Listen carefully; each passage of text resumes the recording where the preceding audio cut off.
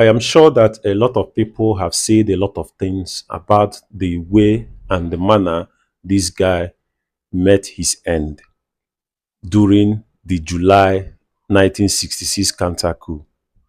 Okay, I'm sure a lot of people has heard different versions of stories on how this guy met his end. But then there is a version of the story that was narrated by this guy right here.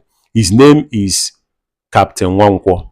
Okay, this guy was an Air Force ADC to General Ironside when he was alive. He was the Air Force ADC that was attached to his security detail. And then there is another guy who is this guy. His name is Captain Sani Bello. Okay, now it is that now according to the report of Captain Wankwo, okay, because he survived the July 1966 counter coup. Okay, he was in the security detail of General Ironside. And then during that counter coup, as was reported by Captain Wankwo, both of them, Captain Wankwo and Captain Bello, were best friends. They were best of friends. And then they made a pact. After the January coup, Nwankwo and Bello, they made a pact. They had an agreement that whichever side of the people that launched another coup, that the person on the winning side will help the other person to stay alive and to escape. Okay, Captain Bello came from the north, while Captain Nwankwo comes from the east. So the first coup was organized by majorly people from the south, not just the east. There were people from the south, and then um, the counter coup was organized by people from the north during the second coup in July of 1966. Now, what happened was that during his state visit in Ibadan, when General Ironside and the then military governor of the West, in the person of Lieutenant Colonel Francis Faji. Okay, so during his state visit, one of the state visits, he was in Ibadan, and then they launched the counter coup, and then Captain Nwankwo reported that all of them were arrested, both him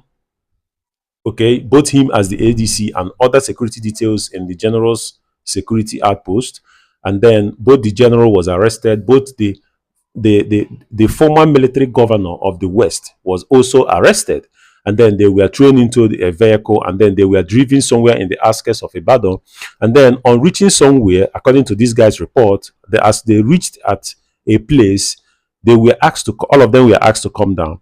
And then when they dismantled and they were marched to a corner, okay, when they were marched to a corner, according to Captain Nwankwo, he said that his friend Captain Bello, that they had a pact with, okay, his friend managed to push him away and then fire some rounds at another direction, so that the other people, his other northerners who were mounting the coup, will think that Captain Nwankwo run off in the direction that he was shooting. But then he succeeded in doing that, and Captain Nwankwo succeeded in running off in another direction, while his friend Sani Bello, deceived his other mutineers to fire in another direction. And then what really happened was Captain Nwankwo laid low, and according to his report, he said that the people that has, the pew-pews, they reportedly questioned the general, asked him some certain questions, which his answer wasn't satisfactory to them. And eventually he was shot with the pew-pew and he was unalived. And then even the military governor was unalived first before General Ironside was finally unalived. This was the report that came from Captain Nwankwo, who was the former Air Force ADC of the late general. Know your history. Let me come and be going.